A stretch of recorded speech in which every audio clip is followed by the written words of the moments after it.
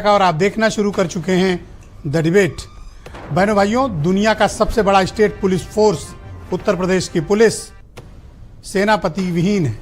उनके पास कार्यवाहक डीजीपी उत्तर प्रदेश की पुलिस की किस्मत बनकर उभरे हैं। रेगुलर डीजीपी का अभाव और उत्तर प्रदेश में कार्यवाहक डीजीपी का चलन पुलिस फोर्स पर क्या प्रभाव डाल रहा है।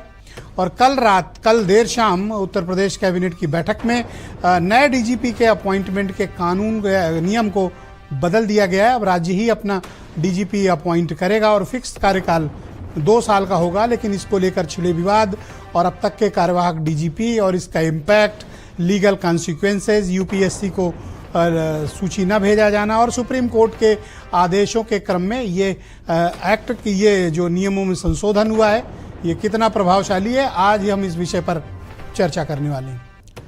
बहनों भाइयों, वैसे तो उत्तर प्रदेश की कैबिनेट की मीटिंग कल दोपहर संपन्न हो गई थी, तो हम ये मानकर चल रहे थे कि यही सब कुछ है। लेकिन अचानक से रात 12 बजे एक बहुत बड़ी खबर आती है। इस खबर ने पूरे प्रदेश भर में हाहाकार मचा दिया।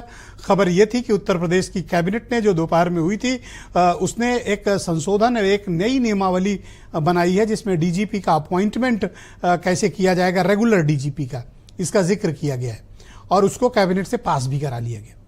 पत्रकारों को ये खबर रात 12 बजे मिली, तो 12 बजे जहां जहां चल सकता था चला, वरना आज सुबह से ये मुद्दा बहुत गर्म है कि यूपी की सरकार ने डीजीपी अपॉइंट करने के लिए एक नियम बना लिया है, एक एक्ट पास किया है, एक प्रस्ताव पास किया है कैबिनेट से। इसे तो बाद में असेंबली से भी पास कराना पड़ेगा और इस पर गवर्नर की भी साइन लेनी पड़ेगी। तो बहन भाइयों, क्या है ये नया मामला? दरअसल आप देख रहे होंगे कि मई 2022 के बाद जब से मुकुल गोयल को बहुत अपमानपूर्ण तरीके से विदाई उत्तर प्रदेश में डीजीपी पद से दी गई थी, उसके पश्चात 2.5 साल मतलब सरकार के आधे कार्यकाल से अधिक के वक्त से यूपी में कोई रेगुलर डीजीपी नहीं है, स्थायी डीजीपी नहीं है। तो आपके मन में प्रश्न होगा, तो फिर ये चल कैसे रहा है? दरअसल आकस्मिक तौर पर जो अखिल भारतीय सेवा नियमावली है उसमें आकस्मिक रूप से इमरजेंसी सिचुएशन में अतिरिक्त चार्ज दिए जाने का प्रावधान है।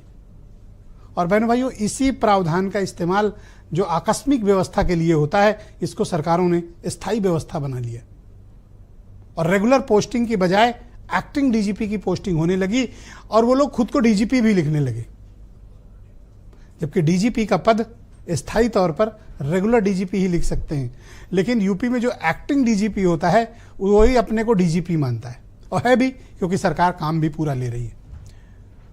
तो मौजूदा सरकार का जब दूसरा कार्यकाल शुरू हुआ और मुकुल गोयल हटाए गए बहुत ही अपमानपूर्ण तरीके से, जैसा मैंने जिक्र किया, उसके बाद 4 एक्टिंग डीजीपी उत्तर प्रदेश को चला रहे हैं। डीएस चौहान 11 महीने, राजकुमार विश्वकर्मा 2 महीने, विजय कुमार 9 महीने और उसके बाद प्रशांत कुमार जनवरी 2024 से कंटिन्यू है। अब इनका कार्यकाल, इनके रिटायरमेंट 2025 में है, लेकिन सरकार ने कहा है कि 2 साल का फिक्स कार्यकाल। तो अब ये देखना पड़ेगा कि अपॉइंटमेंट के विस्तृत शासनादेश क्या है, क्योंकि अभी तक पत्रकारों को सिर्फ यही पता है कि फिक्स 2 ईयर, हो सकता है कि रिटायरमेंट के समय हटाए जाएं या फिर हो सकता है कि बढ़ें, लेकिन जैसा कि सामान्य परंपरा है कि 60 वर्ष पर रिटायरमेंट होता है। तो acting police force, acting DGP से का रखने के पीछे का वजह क्या है? बहन भाइयों, एक पैनल जाने का प्रावधान रहा है। ये एक सामान्य परंपरा है कि राज्य सरकारें एक पैनल यूपीएससी को भेजती हैं। सुप्रीम कोर्ट का आदेश है प्रकाश सिंह मामले में, उसमें एक पैनल जाता है सीनियर अफसरों का, 4-5 अफसरों का, और उनमें से 3-1 के पैनल को यूपीएससी वापस करता है कि इन 3 में से कोई आप डीजीपी चुन सकते हैं। तो चीफ मिनिस्टर को, राज्य सरकार को अधिकार है कि वो किसी एक को उसमें से चुन लें। लेकिन वर्तमान कार्यकाल का सरकार का जब से दूसरा कार्यकाल शुरू हुआ, यूपीएससी को पैनल भेजे जाने की परंपरा बंद कर दी गई और एक्टिंग डीजीपी के पद सृजित कर लिए गए। जैसे एक्टिंग कमिश्नर आप देख रहे होंगे, विशेष सचिव रैंक के अफसर आजकल कई जगह कमिश्नर बने बैठे हैं। तो वो विचित्रता जो आईएएस अफसरों में है, उस विचित्रता को आईपीएस अफसरों में भी स्वीकार कर लिया गया। तो बहनों भाइयों, पहले तो हमें इसके लीगल कॉन्सिक्वेंसेस देखेंगे आज डिबेट में, इसके राजनीतिक मसले देखेंगे और डीजीपी के अपॉइंटमेंट को लेकर जो पॉलिटिकल इंटरफेरेंस है, जिसको लेकर वो मेन पिटीशन थी और जिस पर ऑर्डर था, उसका क्या हुआ। अब यूपी सरकार का जो नया नियम है, वो कहते हैं साहब हम हाईकोर्ट के पूर्व अध्यक्ष, पूर्व जज और 5 और लोगों की कमेटी बनाएंगे और फिर चुनेंगे हम कि उसमें से डीजीपी किसे बनाए। ये राज्य सरकार ने अपनी कमेटी बना ली है। इसके नुकसान क्या हैं एक्टिंग डीजीपी के? इसकी विस्तृत विवेचना होनी चाहिए। एक रेगुलर डीजीपी के अभाव में दुनिया का सबसे बड़ा स्टेट पुलिस फोर्स आज किस मुहाने पर खड़ा है? व्यक्तिगत लाभ हो कह रहा कि इशू अलग है कि आज इनको पोस्टिंग मिल जाए, कल को हो जाए। एक दिन रिटायर सबको होना है, लेकिन आईपीएस अफसरों में महत्वपूर्ण ओहदों पर बने रहने की जो खपत है उसने पुलिस फोर्स को की व्यवस्था को ही चौपट कर रखा है। और इसके लिए कोई और नहीं, यूपी कैडर के ये आईपीएस अधिकारी ही जिम्मेदार हैं। इसकी किसी दिन और विस्तृत विवेचना करेंगे और बताएंगे कि इन्होंने किस तरह से पूरी की पूरी जो स्टेट पुलिस की लीडरशिप है उसके साथ क्या किया है इन लोगों ने। आज अब मसला आया है कि राज्य सरकार ने अपनी नई नियमावली बनाई है, लेकिन अभी इसका जुडिशियल रिव्यू भी हो सकता है सुप्रीम कोर्ट में, क्योंकि सुप्रीम कोर्ट का वो ऑर्डर बदला नहीं है। तो क्या सुप्रीम कोर्ट के उस आदेश को कैबिनेट से कोई नई चीज बनाकर बदला जा सकता है? तो लोग कहेंगे आंध्रा और पंजाब में बदला है, लेकिन वहां के मसले में अभी तक उसको पास नहीं किया गया है। वहां भी तदर्थ व्यवस्था में चल रहा है। मसला भी विचाराधीन है सुप्रीम कोर्ट के पास, जहां अगले महीने संभावित है तारीख लगेगी। तब पता चलेगा कि जो राज्य सरकारों ने नए नियम बना लिए हैं डीजीपी को अपॉइंट करने के लिए वो कानून संगत हैं या फिर ये मनमर्जी है। आज चर्चा इसी विषय की, कुछ आप स्टेटमेंट सुन लें, फिर आज की डिबेट को हम आगे बढ़ाएंगे।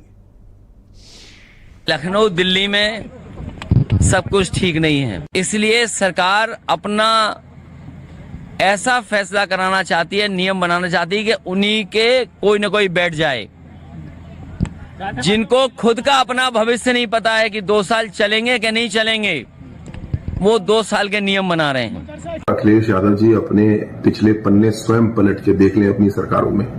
आपने तो 1 महीने, 2 महीने, 3 महीने के डीजी उत्तर प्रदेश को दिए।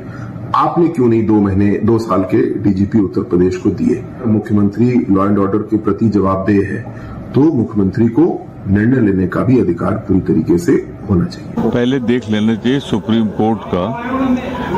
कोर्ट का क्या फैसला है, क्या गाइडलाइन है, उसके खिलाफ तो सरकार नहीं जा सकती। तो बहनों भाइयों, आज के डिबेट बहुत ही दिलचस्प है। मेरे साथ उत्तर प्रदेश में भारतीय जनता पार्टी के प्रवक्ता मनीष शुक्ला मौजूद हैं, फार्मर जज और कानून के मामले के बेहद जानकार सीबी पांडे साहब भी मेरे साथ इस कार्यक्रम का हिस्सा हैं। कर्नल शरद शरण समाजवादी पार्टी के प्रवक्ता हैं। थोड़ी देर में फार्मर डीजीपी ए.के. जैन मुझे ज्वाइन करेंगे और स्टूडियो में मेरे साथ उत्तर प्रदेश के बहुत ही डेकोरेटेड डीजीपी रहे सुलखान सिंह साहब भी इस कार्यक्रम में मौजूद हैं और सुशील दुबे जाने माने पत्रकार, वीरेंद्र सिंह जी हमारे स्टेट हेड। आप सभी का स्वागत और धन्यवाद इस कार्यक्रम में मेरे साथ जुड़ने के लिए। मनीष शुक्ला जी, कार्यक्रम